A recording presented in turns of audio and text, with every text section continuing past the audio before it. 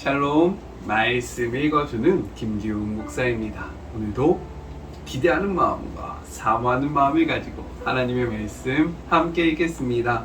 레위기 21장 16절부터 22장 9절까지의 말씀입니다. 하나님께서 모세에게 말씀하셨다. 너는 아론에게 이렇게 일러주어라. 대대로 너희 후손 가운데서 흠이 있는 사람은 자기 하나님에게 음식을 바칠 수 없다.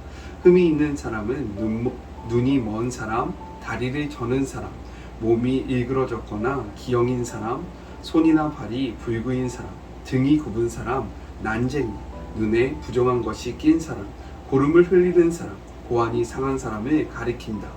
제사장 아론의 후손 가운데서 흠이 있는 사람은 하나님에게 제물을 바칠 수 없다. 그는 흠이 있으므로 자기 하나님에게 음식을 바쳐서는 안 된다. 그는 자기 하나님의 음식, 곧 지극히 거룩한 제물과 거룩한 제물을 모두 먹을 수는 있지만 자기에게 흠이 있으니 휘장 가까이 가거나 제단에 다가가서는 안 된다. 그럴 경우 나의 성소를 더럽히고 말 것이다. 나는 그들을 거룩하게 하는 하나님이다. 모세는 이 말씀을 아론과 그의 아들들과 이스라엘 온 백성에게 전했다. 하나님께서 모세에게 말씀하셨다. 너는 아론과 그의 아들들에게 말하여 이스라엘 자손이 나에게 바치는 거룩한 제물을 경건하게 다루어서 나의 거룩한 이름을 모독하는 일이 없게 하여라. 나는 하나님이다. 너는 그들에게 이렇게 일러주어라. 이제부터 너희 후손 가운데 누구든지 이스라엘 자손이 하나님에게 구별해 바친 거룩한 제물에 부정한 상태로 다가가면 그는 내 앞에서 끊어질 것이다. 나는 하나님이다. 아론의 후손 가운데서 전염성이 있는 피부병에 걸렸거나 고름을 흘리는 사람은 정결하게 될 때까지 거룩한 제물을 먹어서는 안 된다. 또한 주검 때문에 더러워진 것을 만졌거나 정액을 흘렸거나 기어다니는 것과 접촉해 더러워졌거나 어떤 이유이든 부정하게 된 사람의 몸에 닿은 사람, 곧 그런 부정한 것과 접촉한 사람은 저녁 때까지 부정하며 물로 자기 몸을 깨끗이 씻지 않으면 거룩한 제물을 먹을 수 없다. 그는 해가 진 뒤에야 정결하게 되어 거룩한 제물을 먹을 수 있다. 이것이 그의 음식이기 때문이다. 그는 죽은 채 발견되거나 맹수에게서 찢겨 죽은 것을 먹어 자신을 더럽혀서는 안 된다. 나는 하나님이다. 제사장들은 나의 지시를 따라야 한다. 그렇지 않고 제물을 함부로 다루면 그들은 죄를 짓고 죽게 될 것이다. 나는 그들을 거룩하게 하는 하나님이다.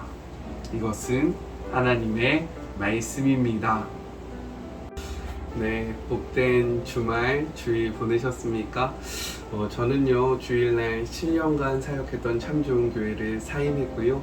그래서 오늘부터 한 2주간은 저희 집에서 혹은 가까운 근처, 좋은 자연 환경이 있는 곳에서 하나님의 말씀을 좀 함께 나눠보려고 합니다. 제가 8월 14일날 주은혜 교회를 부임하게 되는데요. 새로운 그 사역을 위해서도 함께 계속 기도해 주시면 너무나도 감사하겠습니다. 오늘 말씀은요, 내용상 두 부분으로 나눠서 생각해 볼 수 있어요. 먼저 첫 번째 21장 16절부터 24절 육체에 흠이 있는 제사장과 직무에 대해서 이야기를 하고 있습니다. 17절의 말씀을 같이 한번 읽어볼까요? 아론에게 말하여 이르라. 누구든지 너의 자손 중 대대로 육체에 흠이 있는 자는 그 하나님의 음식을 드리려고 가까이 오지 못할 것이니라 라고 말씀하고 있습니다. 성경은요, 제사장이 신체적 흠이 있을 경우 선척적 장애이든 후천전 장애이든 상관없이 제사장 직무를 감당할 수 없다라고 이야기하고 있습니다. 이어서 18절부터 21절을 보면요, 이에 해당하는 장애가 12가지로 제시되는데요. 이는 장애에 대한 전체적인 목록이 아니라 12라는 상징수에 맞춘 것이다 라고 생각해 볼 수 있습니다. 즉, 다양한 형체의 신체적인 흠은 모두 성직에서 제한된다는 것을 완전수를 통해서 강조하고 있다 라고 생각해 볼 수 있는 겁니다. 그 이유는 무엇이냐면요, 완전히 거룩하신 하나님께서 그분 앞에 나아가기 위해서는 이러한 완전한 거룩함이 필요하다, 완전함이 필요하다라는 것을 상징적으로 보여주기 위해서 신체적인 흠이 있는 자는 하나님 앞에 나올 수 없다라고 말씀하고 있는 것으로 우리가 생각해 볼 수 있는 겁니다. 그렇다면 우리가 여기서 한 가지 궁금한 것이 생깁니다. 그것이 무엇이냐? 성경은 장애 자체에 대해서 부정적인 시각을 갖고 있는 것인가?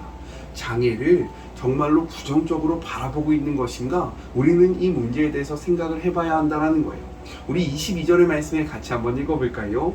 그는 그의 하나님의 음식이 지성물이든 성물이든 먹을 것이다 라고 이야기합니다.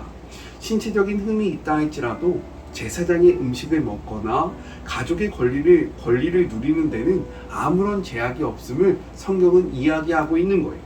제사장이라고 할지라도 부정하게 될 때에 성소의 음식을 먹을 수 없었다라는 점을 생각해 본다면 신체의 흠, 즉 장애가 있는 자라 할지라도 성소의 음식을 먹을 수 있다라는 것 자체는요, 성경이 그들을 부정한 사람이다 라고 간주하지 않음을 우리에게 분명히 보여주고 있는 것입니다.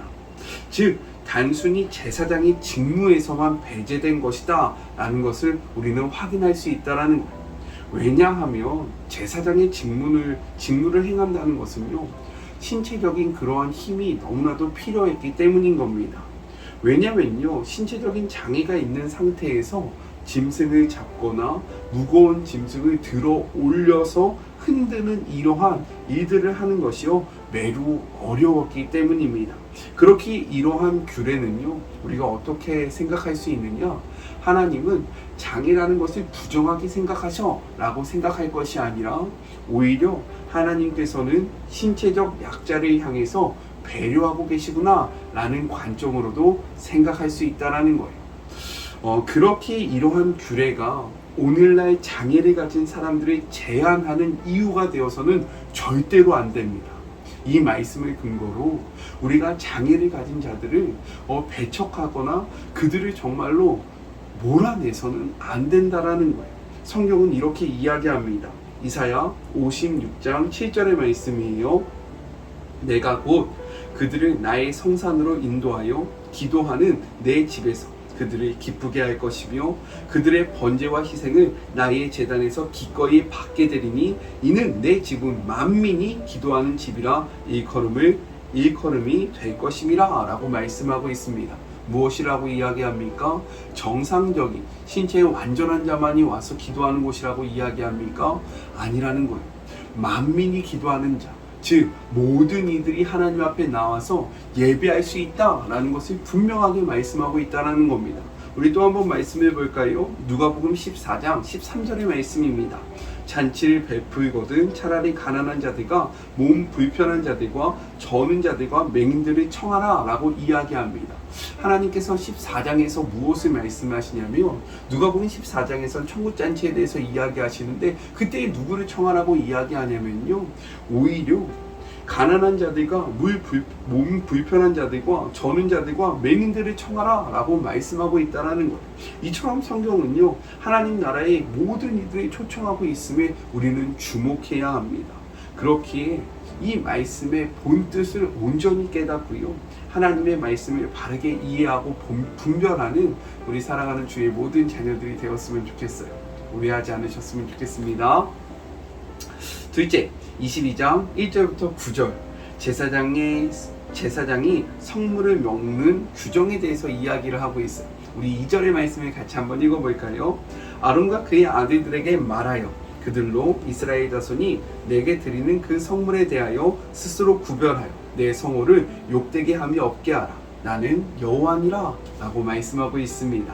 제사장은요, 백성들이 바친 제물을 먹을 때 항상 스스로 구별하여 먹어야만 했습니다. 왜냐하면 그렇게 함으로 하나님의 거룩한 이름을 욕되게 해서는 안 되기 때문인 거예요.